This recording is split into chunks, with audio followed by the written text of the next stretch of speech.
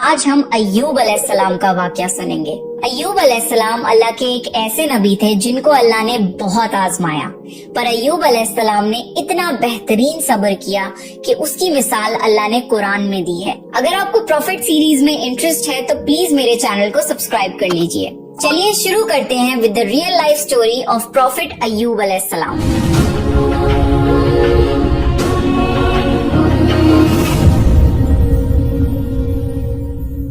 اللہ نے ایوب علیہ السلام کو سیریا میں قوم سوران کی طرف بھیجا۔ ایوب علیہ السلام بہت زیادہ مالدار تھے۔ اللہ تعالیٰ نے انہیں بہت زیادہ نعمتوں سے نوازا تھا۔ ان کے پاس لا تعداد نوکر چاکر تھے اور بے شمار بھیڑ بکریاں تھیں۔ اللہ نے ایوب علیہ السلام کو بہت ساری زمین اور جائیداد بھی عطا کی تھی۔ ایوب علیہ السلام کاروبار کرتے تھے۔ ان کا بزنس دور دور تک پھیلا ہوا تھا۔ اللہ نے ایوب علیہ السلام کو بہت ساری اولاد بھی عطا فرمائی تھی۔ ان کے 7 بیٹے اور 7 بیٹیاں تھیں۔ ایوب علیہ السلام خود بھی صحت مند اور بے حد طاقتور تھے۔ ظاہر ہے اتنے امیر اور جمیل انسان کے دوست بھی بہت ہوتے ہیں۔ ہر کوئی ایوب علیہ السلام سے دوستی رکھنا چاہتا تھا۔ اللہ نے ایوب علیہ السلام کو بے شمار نعمتوں سے نوازا تھا اور روئے زمین پر ایوب علیہ السلام نعمتوں سے مالا مال شخص تھے۔ پھر اللہ نے ایوب علیہ السلام کو آزمانا چاہا تاکہ بعد میں آنے والے لوگوں کے لیے ایوب علیہ السلام صبر کی مثال بن جائیں۔ پھر ایوب علیہ السلام پر آزمائش کا وقت شروع ہو گیا۔ ان کا سارا کاروبار بند ہو گیا اور سب مال ختم ہو گیا، یہاں تک کہ ایوب علیہ السلام فقیر ہو گئے۔ ایوب علیہ السلام کی زندگی ہی میں ان کی ساری اولاد مر گئی۔ اولاد کا کھو جانا بہت بڑا غم ہوتا ہے۔ ایوب علیہ السلام کے 7 بیٹے اور 7 بیٹیاں ان کے سامنے فوت ہو گئے۔ یہی نہیں، ان کے سارے جانور اور مویشی بھی ہلاک ہو گئے۔ اس کے ساتھ ساتھ ایوب علیہ السلام سے ان کی صحت بھی چھین لی گئی اور وہ شدید مرض میں بیمار رہنے لگے۔ بیماری اس قدر شدید تھی کہ ایوب علیہ السلام چلنے پھرنے سے بھی معذور ہو گئے، یعنی پیرالائز ہو گئے۔ ان میں اٹھنے تک کی صلاحیت نہیں بچی، یہاں تک کہ ان کی باڈی کے مسلز کھلنے لگے۔ ایوب علیہ السلام کی آزمائش انتہا کو پہنچ گئی۔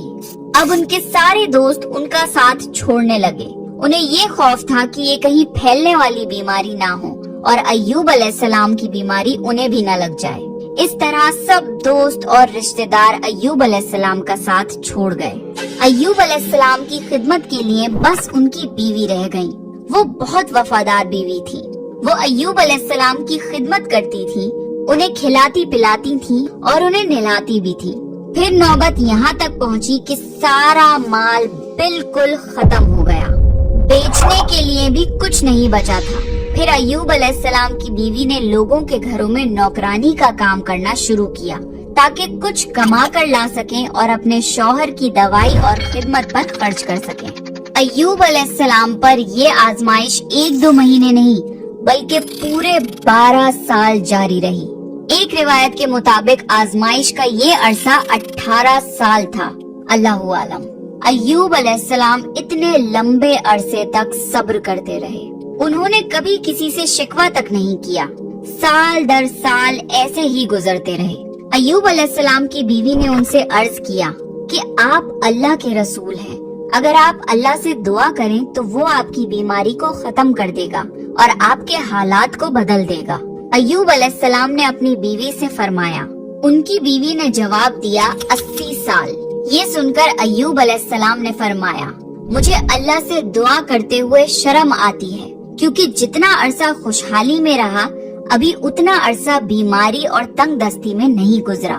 اس لیے میں ابھی یہ دعا نہیں کروں گا کہ اللہ مجھے شفا عطا کر دے یا میری اس حالت کو بدل دے جب تک 80 سال نہ گزر جائیں۔ جس طرح میں نے ناز و نعمت میں 80 سال گزارے ہیں، اسی طرح میں 80 سال اس بیماری اور تنگ دستی پر صبر کرتا رہوں گا۔ یہ سن کر ایوب علیہ السلام کی بیوی مایوس ہو گئی، کیونکہ انہیں یقین تھا کہ اگر ایوب علیہ السلام اللہ سے دعا کر لیں تو یہ آزمائش فوراً ختم ہو جائے گی۔ اب نوبت یہاں تک آ گئی تھی کہ لوگوں نے ایوب علیہ السلام کی بیوی کو کام دینے سے انکار کرنا شروع کر دیا تھا، اس ڈر سے کہ کہیں ایوب علیہ السلام کی بیماری ان کی بیوی کے ذریعے ان لوگوں کو بھی نہ لگ جائے۔ हालात इतने खराब थे कि एक दिन अय्यूब अलैहिस्सलाम की बीवी को अपने बाल काटकर बेचने पड़े ताकि उन्हें घर खर्च के लिए कुछ पैसे मिल जाएं। ये देखकर अय्यूब अलैहिस्सलाम को बहुत ज्यादा तकलीफ हुई और उन्होंने अल्लाह से दुआ की, या अल्लाह, मुझे बीमारी लग गई है और तू रहम करने वालों से ज्यादा रहम करने वाला है। मुझे आजमाइश ने आ लिया है और तू अरहमर राहिमीन है। मेरी हालत को तू ही बेहतर जानने वाला है। अल्लाह ने अय्यूब अलैहिस्सलाम की दुआ को फौरन कबूल कर लिया और उनकी आजमाइश खत्म कर दी। पहले भी ऐसे कितने मौके आए थे कि आप दुआ करते तो फौरन कबूल हो जाती, मगर अय्यूब अलैहिस्सलाम ने अपनी आजमाइश पर सब्र किया।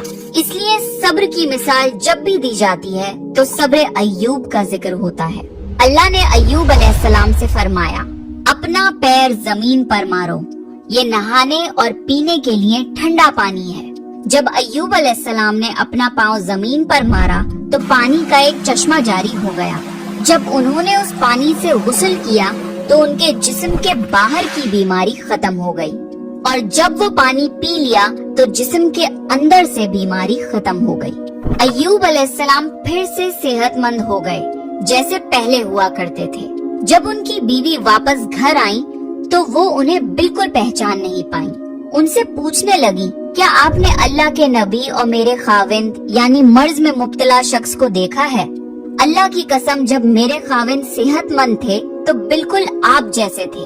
मैंने आपसे बढ़कर उनसे मिलता जुलता आदमी आज तक नहीं देखा। इस पर अय्यूब अलैहिस्सलाम बोले, क्या तुमने मुझे पहचाना नहीं? उन्होंने हैरान होकर पूछा, आप कौन हैं? तब वो बोले, मैं अय्यूब हूँ। तब वो बोली, सुभान अल्लाह, इसका मतलब है बीमारी खत्म हो गई, अल्लाह ताला का एहसान हो गया। अल्लाह ने अय्यूब अलैहिस्सलाम की बीवी को भी जवानी लौटा दी, क्योंकि उन्होंने भी अल्लाह की आजमाइश पर बेहतरीन सब्र किया था। इसके बाद अल्लाह ने उन्हें फिर से औलाद अता करी। उनके यहाँ 26 बेटे बेटियाँ हुए। एक रिवायत में है कि 26 सिर्फ बेटे थे, बेटियाँ अलग से थी। मोहम्मद सल्लल्लाहु अलैहि वसल्लम ने फरमाया, जब अय्यूब अलैहिस्सलाम गुस्ल फरमा रहे थे तो उन पर सोने की टिड्डियों की बरसात होने लगी। अल्लाह अय्यूब अलैहिस्सलाम को गुस्ल करने के दौरान ही नवाजने लगा। अय्यूब अलैहिस्सलाम ने उन सोने की टिड्डियों को अपने कपड़ों में जमा करना शुरू कर दिया। इस पर अल्लाह ने फरमाया, ए अय्यूब, क्या मैंने तुम्हें मालदार नहीं बना दिया और इस नए नाजिल होने वाले माल से बेपरवाह नहीं कर दिया?